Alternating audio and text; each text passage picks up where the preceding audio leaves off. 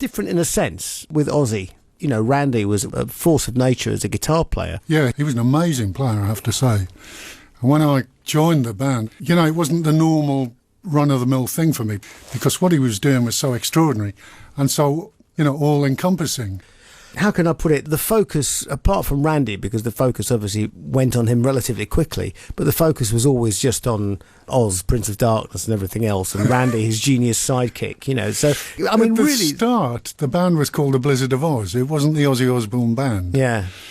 And suddenly, I think when it came out, Blizzard of Oz was pretty big, but it got gradually smaller. The more successful the tour became, you know. Right. It became Ozzy Osbourne, and that was a big bone of contention, really.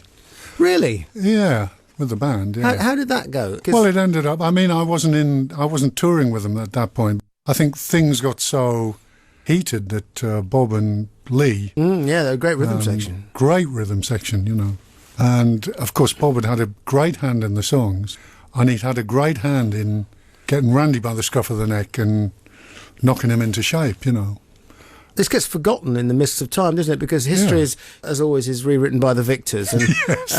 and you know... Have you read Sharon's book? well, It's rather wonderful, but I kept reading it. No, you didn't. Yeah. I mean, she's very much, you know, a music business mogul of the old school. Yeah, I mean, she is a formidable woman, but why do you think... Doesn't quite do her justice, actually. Yeah, right. Does anybody seriously imagine that Ozzy sits down with his guitar and his keyboard and pens? I mean, the credits were apportioned correctly on the first two albums. Right. Except for my contribution, I have to say. All right. But no matter.